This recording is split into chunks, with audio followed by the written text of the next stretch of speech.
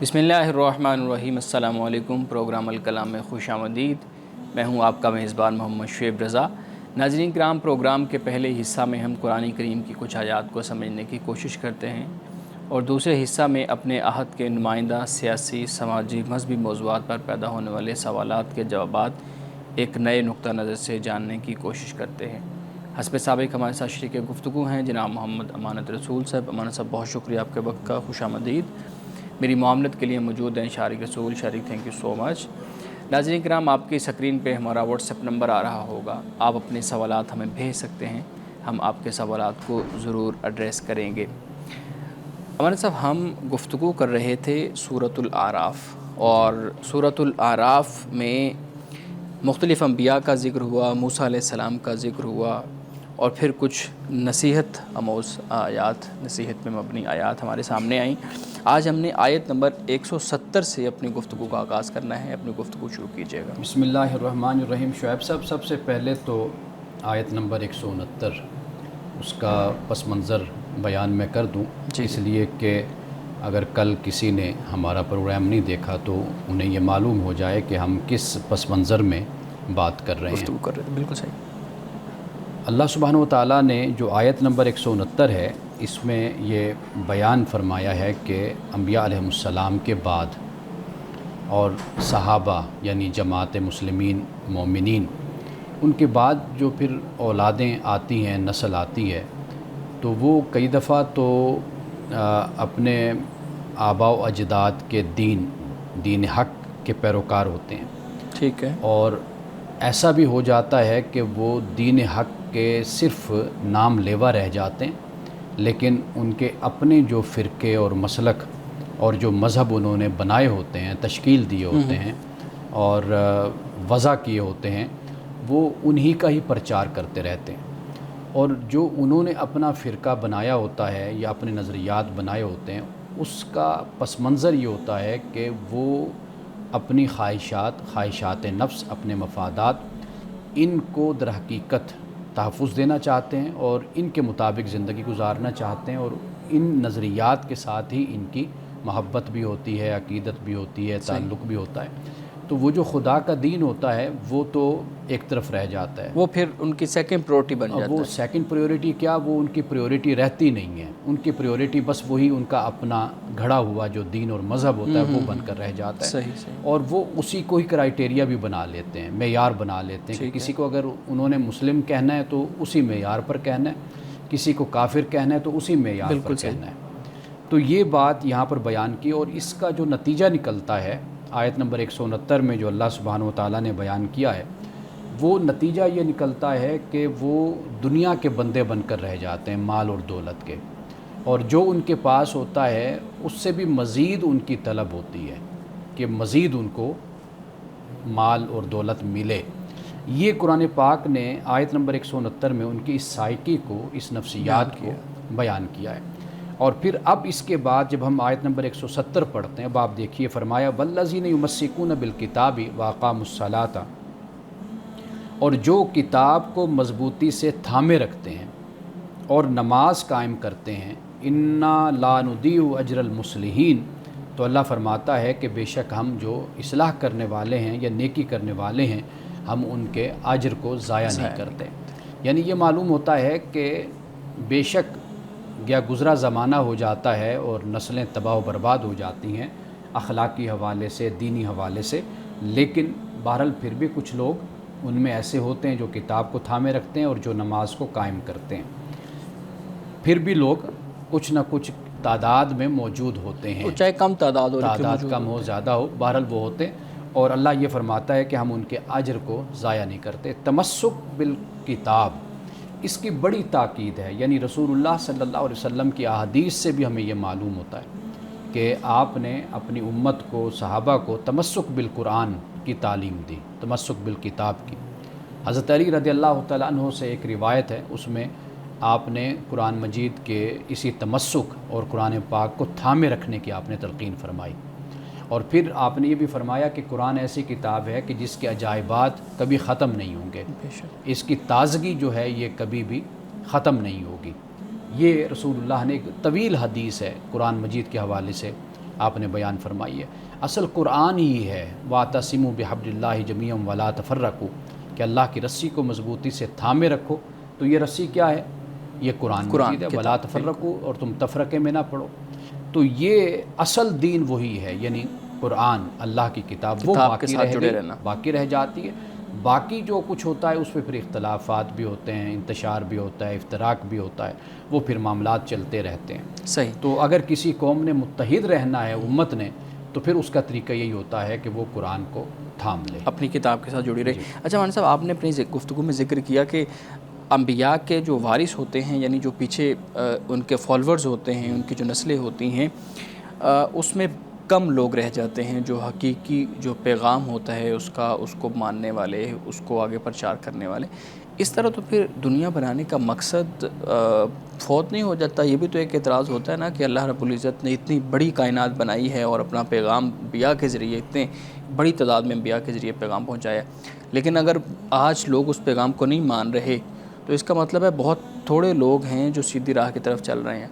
تو اللہ رب العزت کا اس دنیا کو بنانے کا تو مقصد پھر فوت ہو گیا نا۔ وہ تو پھر وہ فرشتوں کی بات سچی ثابت ہو گئی کہ یہ فساد پھیلائے گا دنیا کے اندر اور لڑائی جھگڑے کرے گا۔ اللہ سبحانہ و تعالیٰ نے انسان کو پیدا کیا تو دو چیزیں اللہ نے عطا کی ہیں انسان کو۔ ایک اللہ نے علم عطا کیا ہے اور ایک انسان کو قدرت عطا کی ہے۔ علم اور قدرت، ان دونوں طریقوں سے دونوں باتوں کا امکان ہوتا ہے، یعنی تعمیری اور مثبت بھی، اصلاح کا بھی، اور اسی کے ذریعے سے فساد بھی رونما ہو سکتا ہے، برپا ہو سکتا ہے۔ فرشتوں نے جس بات کی طرف اشارہ کیا تھا وہ اس پہلو کی طرف تھا کہ یہ زمین پر فساد پھیلائے گا اور خون بہائے گا، لیکن اللہ سبحانہ و تعالیٰ نے جب علم کی بات کی اور قدرت کی بات کی تو یہ بھی بتایا کہ اس کا جو ایک پوزیٹیو پہلو ہے، ایک مثبت اور تعمیری پہلو ہے، وہ یہ ہے کہ یہی انسان جو ہے یہ دنیا میں تحقیق کرے گا، دریافت کرے گا، کائنات میں نے اس کے لیے بنائی ہے، اس دنیا کو مسخر کرے گا۔ اور جسے اسماء کا لفظ استعمال کیا گیا، مفسرین کرام نے اسماء سے مراد تکوینی علوم مراد لیے ہیں، کائناتی علوم، یعنی سائنسی علوم آپ کہہ لیجئے، یہ مراد لیے۔ تو لہٰذا فرشتوں کی نظر تو فساد کی طرف تھی، خون بہانے کی طرف تھی، لیکن خدا کی نظر انسان کے اس جوہر کی طرف تھی، صلاحیت کی طرف تھی کہ اس کو میں نے علم بھی دیا اور اس کو میں نے قدرت بھی دی۔ آپ ہی کے سامنے ہے کہ اس دنیا میں دونوں طرح کے دونوں طبقات موجود ہیں، ایسے لوگ بھی موجود ہیں اور ایسے گروہ بھی موجود ہیں کہ جنہوں نے انسانیت کی بڑی خدمت کی، بڑا کام کیا۔ ایسے لوگ بھی موجود ہیں کہ جنہوں نے انسانیت کو تباہ و برباد کیا، خدا کی زمین کو اجاڑا اور ویران کیا ہے، ایسے لوگ بھی موجود ہیں۔ تو اصل جو بات ہے وہ خدا نے یہ کائنات صرف اس اصول پر، آزمائش کے اصول پر بنائی ہے کہ انسان کو مہلت دی گئی، وقت دیا گیا، انسان کو اختیار اور ارادہ دیا گیا، اس کا امتحان ہے۔ اب یہ چیز بالکل موضوع سے ہٹ کر ہو جاتی ہے کہ ہم اب یہ باتیں کرنا شروع کریں یا ہم یہ کہیں کہ اللہ سبحانہ و تعالیٰ نے یہ کائنات تو بنائی ہے لیکن پھر لوگ تو اس کی نافرمانی کر رہے ہیں، فرما برداری تو سارے نہیں کر رہے۔ تو یہ یعنی موضوع ہی نہیں ہے نا۔ اصل جو چیز ہے وہ یہ ہے کہ خدا نے کیوں بنایا اور وہ آزمائش ہے انسان کے لیے۔ اب انسان چاہے صحیح راستے پر چلے یا صحیح راستے پر نہ چلے، اب آزمائش اور امتحان اور اس کا نتیجہ اس کو اگلی زندگی میں ملے گا۔ صحیح۔ تمسک بالکتاب کی آپ نے بات کی ہے۔ ہمارے ہاں بہت سے گروہ، بہت سی جماعتیں، اکثر ہم دیکھتے ہیں کہ جب وہ ان کے اجتماعات ہوتے ہیں، ان کی گیدرنگز ہوتی ہیں تو اس کا نام ہوتا ہے اتحاد امت، جیسے اتحاد امت کانفرنس ہے اور اتحاد امت سیمینار ہے۔ اچھا، یہ جب تمسک بالکتاب کا ایک ہمارے سامنے ایک عنصر موجود ہے اور قرآن کریم اس کی وضاحت کر رہا ہے، پھر واعتصموا بحبل اللہ جمیعا، وہ بھی آیت ہمارے سامنے ہے، اس کے باوجود مختلف گروپس ہیں، مختلف فرقے ہیں، گروہ ہیں، لیکن ہر تیسرے دن اتحاد امت کانفرنس بھی ہوتی ہے، ڈیوائیڈڈ بھی، ہمیں وہ ڈویژن بھی نظر آتی ہے۔ تو اگر تمسک بالکتاب کے ساتھ جڑ کے رہنا اتنا آسان ہے کہ اس سے سارے مسئلے حل ہو جاتے ہیں، تو پھر یہاں مسئلے حل کیوں نہیں ہو رہے؟ دیکھیے، تمسک بالقرآن ہمارے ہاں جو کچھ ہوتا ہے نا، دنیا میں کہیں بھی ایسا نہیں ہوتا۔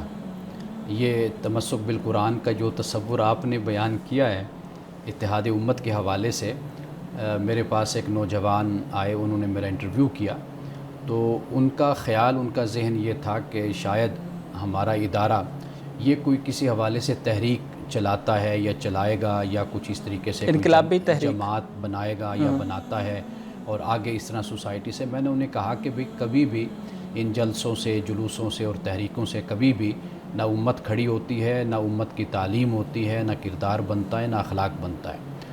آپ اگر دنیا کی تاریخ پڑھ کر دیکھیں، جب تک قومیں اور قوموں کے جو اہم لوگ ہیں یعنی اہل علم ہیں، دانشور ہیں، جب تک انہوں نے اپنی قوم کی تربیت پر توجہ نہیں کی، یعنی توجہ صرف یہ نہیں ہوتی کہ ایک خاص پہلو پر، جب تک زندگی کے مختلف شعبوں کے لوگ اپنے اپنے شعبوں میں جب تک علمی حوالے سے اور تحقیقی حوالے سے ایک ذوق اور ایک مزاج پیدا نہیں کرتے اور قوم کو آگے نہیں لے کر چلتے، اس وقت تک قومیں کبھی بھی ان جلسوں سے جلوسوں سے تحریکوں سے اور اتحاد امت کی کانفرنسز سے اس سے کچھ بھی نہیں ہوتا. ایک وقتی ابال ہوتا ہے، وقتی جذبات ہوتے ہیں اور وقتی عقیدت اور محبت کا اظہار ہوتا ہے. باقی اس کے علاوہ اس کا کوئی نتیجہ نہیں ہوتا. تو آپ دنیا میں دیکھ لیجئے، آپ پھر یہ اتحاد امت جو کانفرنسز ہوتی ہیں یا اتحاد امت کے جتنے بھی پلیٹ فارمز ہیں، آپ سب ان کو غلط، آپ اس کو غلط سمجھتے ہیں؟ میں غلط نہیں کہتا، یعنی کہ ایک سماجی ضرورت کے تحت، ایک وقتی ضرورت کے تحت تو آپ اس کو استعمال کر سکتے ہیں، لیکن آپ اس کو مستقل حل کسی صورت بھی نہیں مان سکتے. مستقل حل یہی ہے. مثال کے طور پر میں ہمیشہ یورپ کی مثال دیا کرتا ہوں کہ رینیسانس جو ہم دیکھتے ہیں وہاں پر نشاط ثانیہ، اب انہوں نے ایک ایک چیز کو فوکس کیا، یعنی ان کا جو فوک کلچر ہے انہوں نے اس پر کام کیا، انہوں نے اپنے لٹریچر پر کام کیا، انہوں نے اپنی پوئٹری پر کام کیا، انہوں نے اپنی سیاسیات پر کام کیا، سائنس اور ٹیکنالوجی پر کام کیا. انہوں نے زندگی کے ہر شعبے میں وہ انقلاب لائے. ایجوکیشن کے حوالے سے لوگوں کو اس طریقے سے انہوں نے تیار کیا کہ وہ علم اور تحقیق میں ان کو اعلیٰ ذوق پہ پہنچا دیا. جب تک ہم اس طریقے سے تبدیلی نہیں لاتے اپنے معاشرے میں تو اس وقت تک ہم کسی کا مقابلہ نہیں کر سکتے. یہ جو آپ بیان کر رہے ہیں یہ ایک وقتی طور پر قوم کو متحد کر دینا یا قوم کے اندر ایک شعور بیدار کر دینا یا قوم کو کسی خاص مسئلے پر ایک نالج دے دینا، ان کو بتا دینا کہ بھی یہ بھی مسئلہ اس ٹائم دنیا میں ہے یا پاکستان میں ہے، اس کا ایک وقتی فائدہ تو ہے، لیکن ایک پوری قوم کو آپ اٹھاتے ہیں، اس کی تربیت اور تعلیم کرتے ہیں یا نشاط ثانیہ آپ چاہتے ہیں تو وہ اس طرح جلسے جلوسوں سے ان چیزوں سے کبھی بھی ممکن نہیں. خود بخود اتحاد امت ہو جاتا ہے. ہم بریک لے لیں، اس کے بعد سوال کرتے ہیں. ناظرین کرام، یہاں وقت ہوا چاہتا ہے ایک بریک کا، ہمارے ساتھ رہیے گا.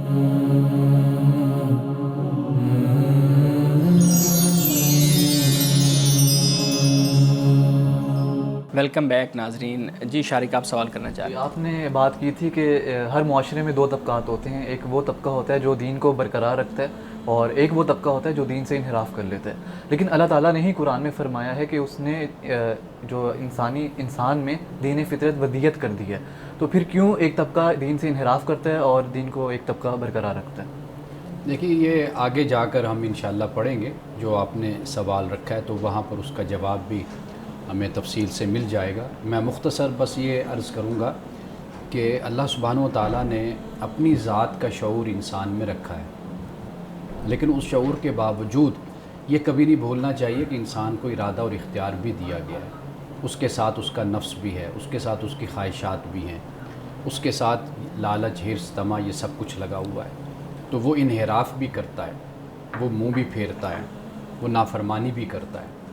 اگر وہ یہ نہ کرے تو پھر اس کے ارادہ اور اختیار کے تحت جو آزمائش اور امتحان ہے پھر وہ فلسفہ ختم ہو جائے. پھر وہ آزمائش والا یا آخرت والا سارا پورا فلسفہ معاملہ ختم ہو جاتا ہے. تو لہٰذا فطرت جو ہے اس میں یہ شعور اور یہ اچھائی، یہ سب کچھ اللہ نے رکھی، خیر و شر کا شعور، لیکن اس کے باوجود بھی انسان اس کے خلاف چلتا ہے. صحیح. جی مان سبق لیا پڑھیے گا.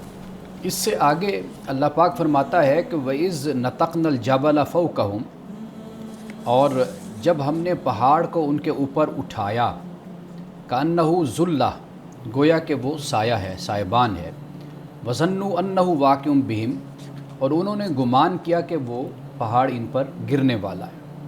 خُذُوا مَا آتَيْنَاكُمْ بِقُوَّةٍ وَاذْكُرُوا مَا فِيهِ لَعَلَّكُمْ تَتَّقُونَ، فرمایا کہ پکڑو اس کو جو ہم نے تمہیں دیا قوت کے ساتھ، اور یاد رکھو جو اس میں ہے، یعنی جو تمہیں تختیاں دی ہیں، جو عہد نامہ تمہیں دیا ہے، تو جو اس میں لکھا ہو وہ تم یاد رکھو تاکہ تم بچو، تاکہ تم تقوی اختیار کرو. اب یہاں پر جو یہ ہے نا کہ پہاڑ ایسے لگا کہ ان پر گرنے والا ہے، یہ در حقیقت جو اللہ کے ساتھ عہد نامہ ہے، عہد ہے، یہ اس کے بارے میں بتایا جا رہا ہے کہ بھئی ان کو یہ پتہ چل جائے کہ یہ کوئی معمولی بات نہیں ہے خدا کی طرف سے.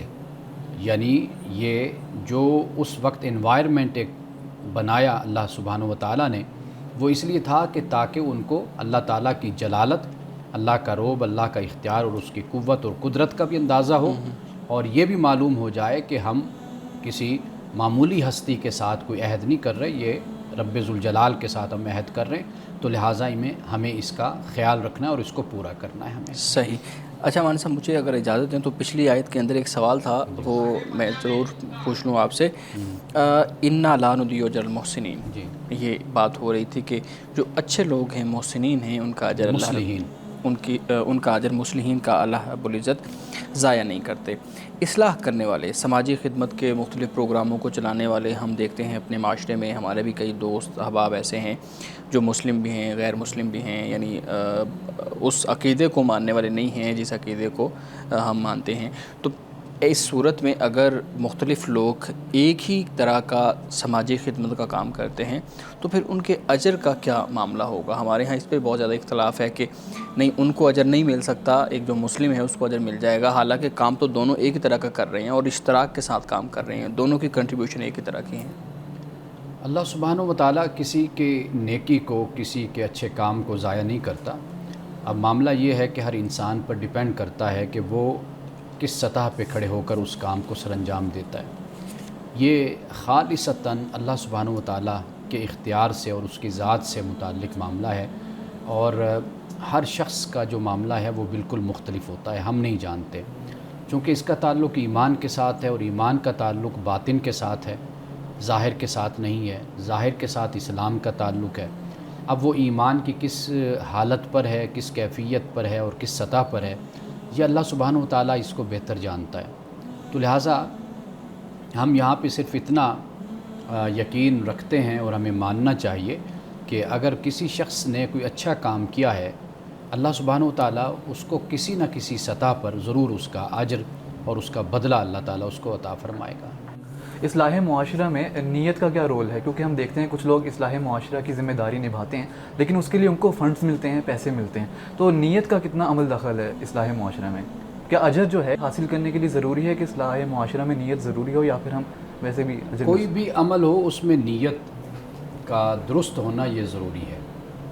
ہمارے ہاں یہ معاملہ کم دیکھا جاتا ہے کہ جو نیت ہے اللہ کے ہاں اصل اس کا اجر ہے.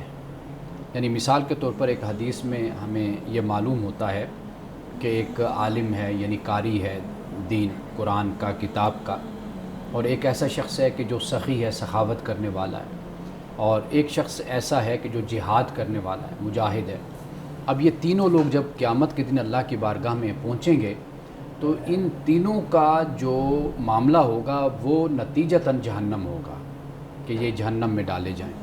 کیوں؟ جب وہ پوچھیں گے یا اللہ ہم نے تو یہ سب کچھ کیا، تو اللہ فرمائے گا تم نے دنیا کی خاطر کیا تھا، یعنی تمہاری نیت یہ تھی کہ لوگ مجھے عالم کہیں، مجھے قاری کہیں.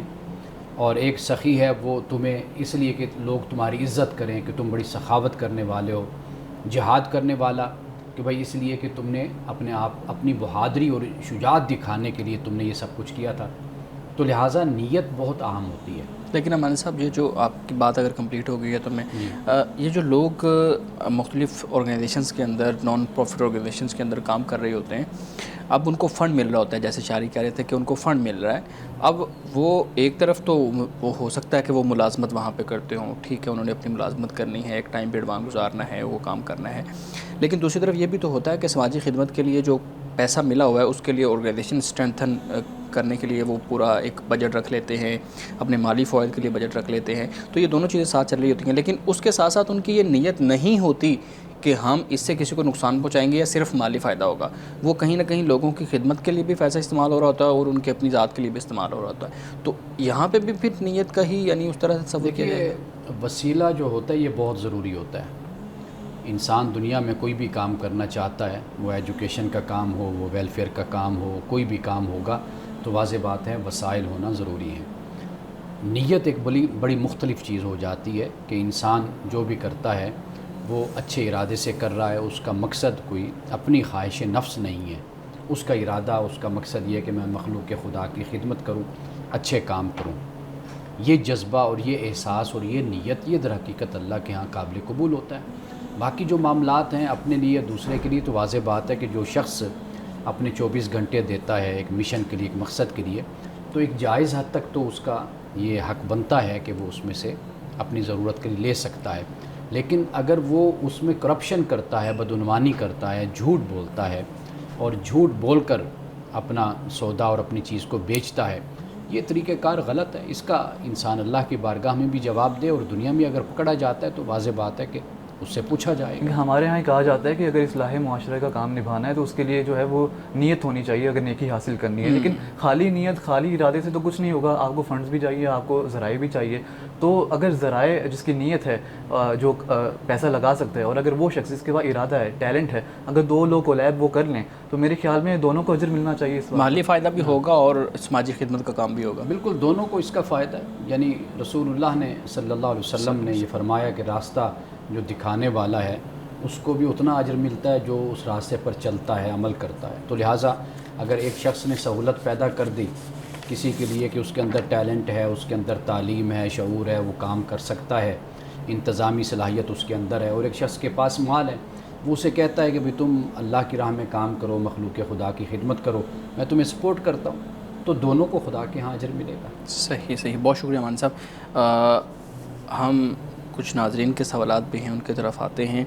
پچھلے دنوں ایک بحث چل رہی تھی جس میں یہ کہا گیا کہ نماز کب مکمل ہوتی ہے، سلام پھیرنا دونوں طرف چاہیے یا ایک طرف سلام پھیرنے سے نماز مکمل ہو جاتی ہے۔ میں آپ کے سامنے سوال رکھتا ہوں، پوچھتے ہیں جی، کیا نماز مکمل کرنے کے لیے دونوں طرف سلام پھیرنا ضروری ہے، یا جب آپ نے نماز کا ایک سرٹن حصہ پڑھ لیا ہے اس کے بعد آپ کی جو نماز کی جو بنیادی اور ضروری چیزیں تھیں وہ مکمل ہو گئی ہیں، اب آپ سلام پھیریں یا نہ پھیریں؟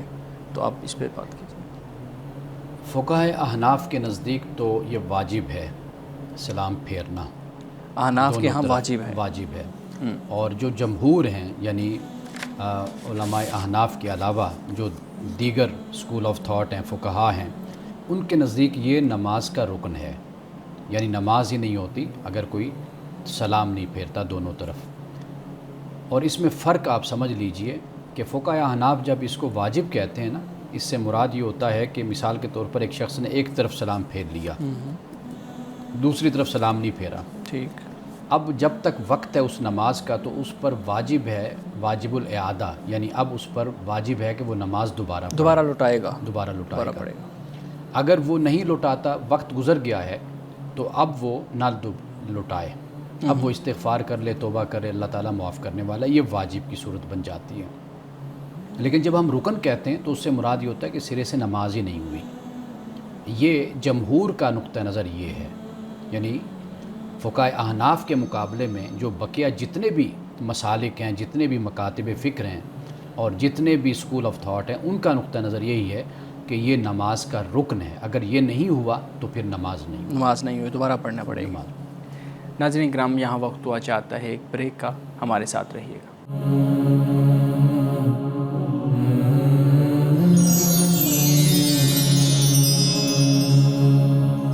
پروگرام میں ایک دفعہ پھر خوش آمدید۔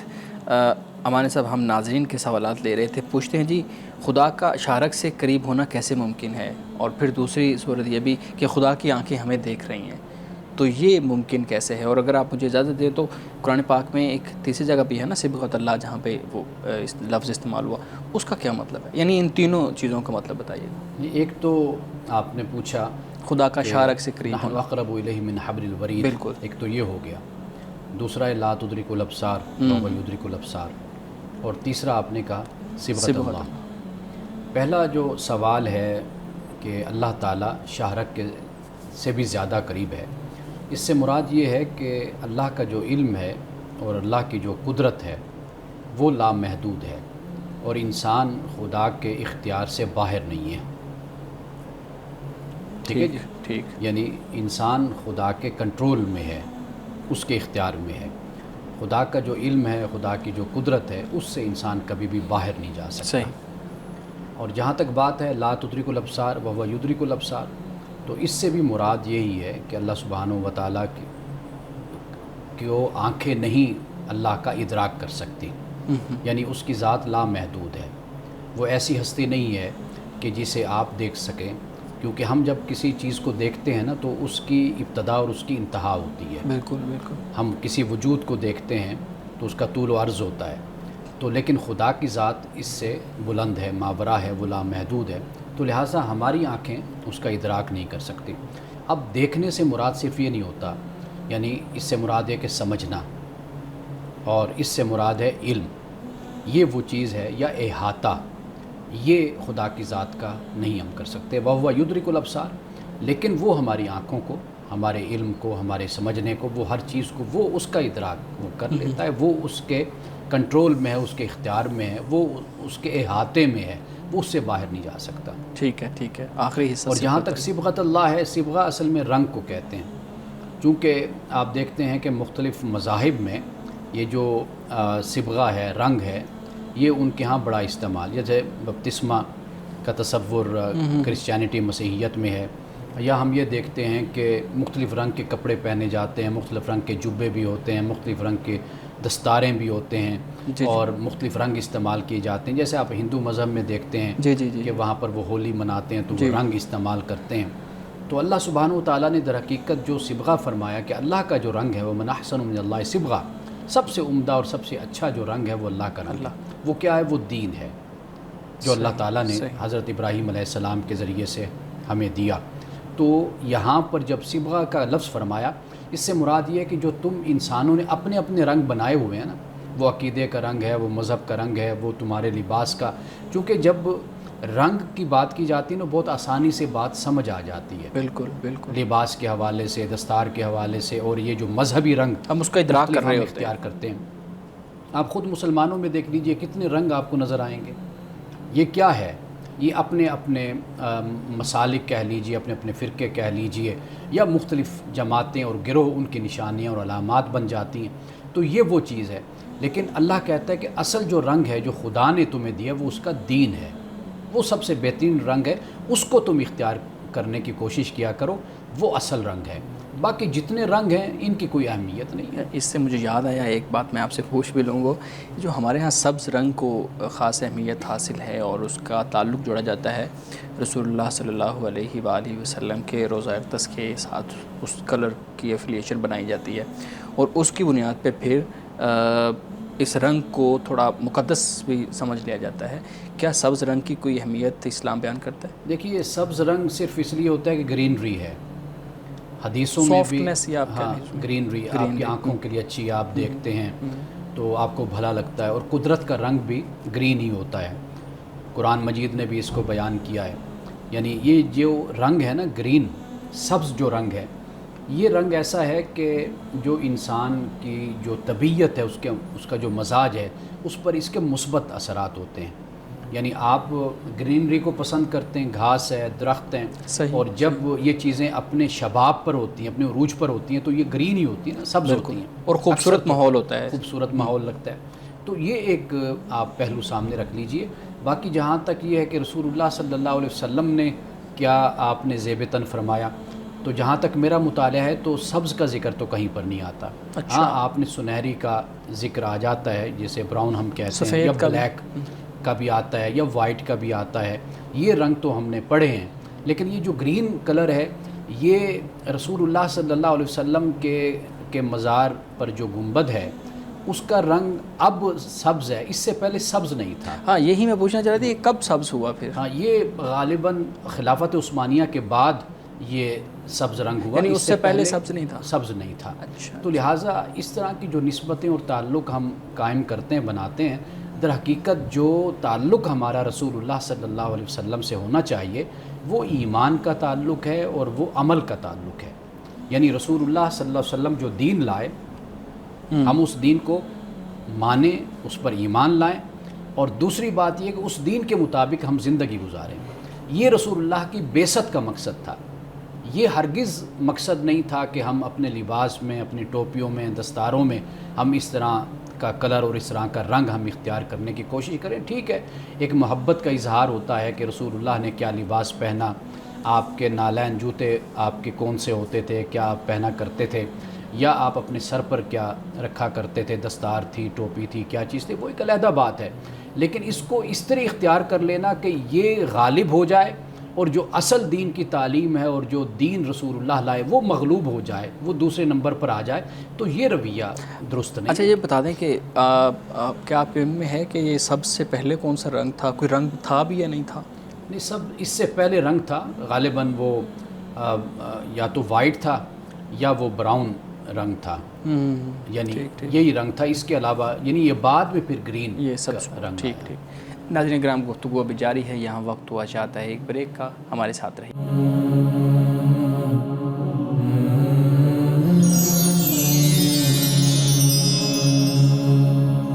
پروگرام میں ایک دفعہ پھر خوش آمدید.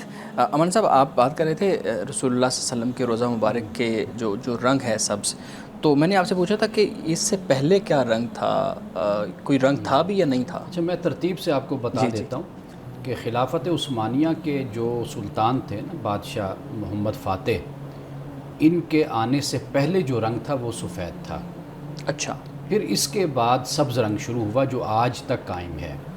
یعنی اب جو حکومت ہے یا آل سعود جب آئے تو انہوں نے اسی رنگ کو برقرار رکھا جو سلطان محمد فاتح نے جو کیا، یعنی جو سبز رنگ اختیار کیا تو وہ اب تک چلا آ رہا ہے. لیکن سلطان محمد فاتح سے پہلے جو رنگ تھا آپ صلی اللہ علیہ وسلم کے مزار کے اوپر جو گنبد ہے اس کا، وہ سفید رنگ. سفید. ٹھیک ٹھیک. یہ شارق آپ سوال رکھیے گا مولانا صاحب سے. آج جب مرد یا لڑکے شادی شدہ جوڑوں کو دیکھتے ہیں اور بیویوں کو رویہ شوہروں کے ساتھ دیکھتے ہیں تو وہ سوچتے ہیں کہ ہم شادی نہ کریں تو یہ بہتر فیصلہ ہوگا. تو کیا یہ بہتر فیصلہ ہے جب وہ قیاس کرتے ہیں شادی شدہ جوڑوں کو دیکھتے ہوئے کہ ہم شادی نہ کریں؟ دیکھیے، اس طرح کے کیسز مختلف ہوتے ہیں. اصل معاملہ یہ ہوتا ہے کہ جب کوئی نوجوان بچہ یا بچی اپنے ماں باپ کو دیکھتے ہیں نا گھر میں ہمیشہ لڑتے ہوئے اور عدم برداشت کا مظاہرہ کرتے ہوئے، یا وہ دیکھتے ہیں اپنے آس پاس، کئی دفعہ کافی کیسز ایسے سامنے آ جاتے ہیں کہ جن میں وہ طلاق بھی دیکھتے ہیں، جن میں لڑائیاں اور جھگڑے بھی دیکھتے ہیں اور بے امنی بے سکونی بھی دیکھتے ہیں. تو وہاں پر ریاکشن میں، رد عمل میں وہ کہتے ہیں کہ جی ہم نے شادی نہیں کرنی. یہ ایک وجہ. لیکن میں یہ مشورہ دوں گا کہ کسی بھی معاملے میں انتہا پر نہیں جانا چاہیے نوجوانوں کو. دونوں طرح کے کیسز معاشرے میں موجود ہوتے ہیں، یعنی اچھے لوگ بھی ہوتے ہیں، یعنی میاں بیوی خوش بھی ہوتے ہیں آپس میں اور اچھا وقت بھی گزارتے ہیں. ایسے بھی کیسز ہوتے ہیں کہ جن میں میاں بیوی آپس میں لڑتے ہیں. یہ ڈیپینڈ کرتا ہے آپ پر. یعنی ایک تو کبھی بھی شادی کے معاملے میں جلد بازی جو ہوتی ہے یہ نہیں ہونی چاہیے. جیسے محبت کا بھوت سوار ہو گیا بچے پر یا بچی پر کہ جی میں نے یہاں پر شادی کرنی ہے. اور ایسے بہت سے کیسز میں نے دیکھے ہیں خاص طور پر بچیوں کے حوالے سے کہ وہ یہ دیکھتی ہیں کہ یہ لڑکا مالدار ہے اور خاندانی پس منظر اس کا بہت اچھا ہے، بڑا مضبوط ہے، تو لہٰذا وہ اس لڑکے کے ساتھ شادی کر لیتی ہیں، یا وہ لڑکا تیار ہو جاتا ہے شادی کرنے کے لیے. تو پھر بعد میں بہت سے مسائل ان کے ہاں پیدا ہوتے ہیں جو براہ راست، یعنی میں خود جس کا آپ کہہ لیجئے کہ آئی وٹنس بھی ہوں، وہ میرے پاس آتے بھی ہیں، اپنے مسائل بیان بھی کرتے ہیں. تو اس لیے ہر کسی کی اپنی زندگی ہوتی ہے، کسی کی وجہ سے انسان کوئی فیصلہ نہ کرے. ہاں یہ طریقہ ضرور اختیار کرنا چاہیے کہ دوسروں سے سبق انسان حاصل کرے. یعنی جب یہ دیکھتا ہے کہ بھئی وہاں طلاق ہوئی کیوں ہوئی، وہاں پر آپس میں جھگڑے ہیں تو کیوں جھگڑے ہیں، اس کا کانسیکوینسز دیکھے جائیں، کیا رویہ تھا، کیا طریقہ تھا جس کی وجہ سے یہ مسائل پیدا ہوئے. تو سمجھدار لوگ جو ہوتے ہیں وہ اپنے آپ کو ان رویوں سے بچاتے ہیں، اپنے آپ کو ان باتوں سے بچاتے ہیں کہ جس سے طلاقیں ہوتی ہیں، جس سے مسائل پیدا ہوتے ہیں. میں نے کئی ایسے کیسز دیکھے ہیں کہ کئی بار نوجوانوں کو جلدی ہوتی ہے کہ وہ شادی جلدی کر لیں، لیکن پھر وہ آہستہ آہستہ سیکھتے ہیں، ایکسپیرینس کرتے ہیں، تو پھر اس نتیجے پر پہنچتے ہیں کہ اگر ہم شادی نہ کریں یا 40 سال کی عمر تک کر لیں تو زیادہ بہتر ہوگا، کیونکہ انسان جو ہے ہر 10 سال بعد چینج ہوتا ہے، تو اس کی پریفرنسز، اس کی ویلیوز، اس کی بلیف چینج ہوتے رہتے ہیں. تو کیا شادی کی جو عمر ہے، بہترین عمر، وہ کیا ہے؟ دیکھیں، انسان جس عمر میں بھی ہو نا، گزرا ہوا وقت انسان ہمیشہ اس طرح نظر ڈالتا ہے کہ اس کو بے شمار غلطیاں اس میں نظر آتی ہیں. تو اس طرح تو وہ مرتے دم تک شادی نہیں کرے گا. بالکل. تو اصل جو بات ہوتی ہے وہ یہ ہوتی ہے کہ انسان پرفیکٹ نہیں ہے. وہ جو میں فلسفے کی زبان میں آپ کو بتایا کرتا ہوں کہ انسان پرفیکشنسٹ ہے، یعنی بہترین کی طرف، بہتر سے بہترین کی طرف انسان بڑھتا رہتا ہے، اپنے سفر کو جاری رکھتا ہے، اور آخری وقت تک انسان مطمئن نہیں ہوتا. اس کو اپنی ذات میں بھی، معاشرے میں بھی، اپنے لوگوں میں بھی، اپنے کام میں بھی، ہر جگہ پر اس کو ایک کمی سی، نقص سا، عیب سا اس کو نظر آتا رہتا ہے. تو لہٰذا یہ سفر انسان کو جاری رکھنا چاہیے، اور میاں بیوی دونوں یہ بات اپنے ذہن میں رکھ لیں کہ ہم انسان ہیں، ہمیں کمی بھی ہے، ہم میں عیب بھی ہیں، نقائص بھی ہیں ہم میں. ہم کبھی بھی اس طریقے سے اگر آئیڈیلزم کے پیچھے بھاگتے رہیں گے تو ممکن ہے کہ میں اپنا کوئی آئیڈیل تلاش کر لوں اور پھر اس کا آئیڈیل میں نہ ہوں. بالکل، یہ پھر مسئلہ کھڑا ہو جائے گا. تو لہٰذا زندگی گزارنے کا طریقہ یہی ہوتا ہے کہ کمپرومائز ہوتا ہے، اور اپنی سمجھ سے، اپنے تجربے سے انسان جو فیصلہ کرتا ہے وہ پھر اس پر عمل کرتا ہے. یہ انسان کر سکتا ہے، باقی مستقبل کا علم وہ اللہ کے پاس ہے. مولانا صاحب آج کے حدیث مبارکہ بیان کیجیے گا.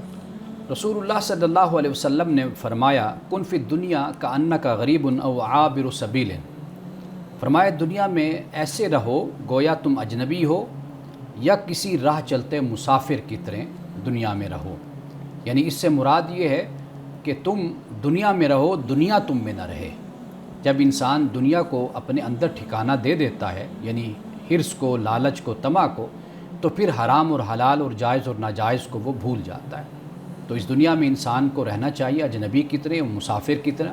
اور حقیقتاً انسان یہاں پر مسافر ہی ہے. اسے آج نہیں تو کل، کل نہیں تو پرسوں ضرور اپنے رب کی بارگاہ میں حاضر ہونا ہے. ناظرین کرام، اس دعا کے ساتھ اپنے پروگرام کو اختتام کریں گے. اللہ رب العزت حسن کلام اور تاثیر کلام عطا فرمائے، ہماری زبان کی گروں کو کھول دے اور سننے والوں تک خیر کا پیغام پہنچے. اجازت دیجیے، خدا حافظ.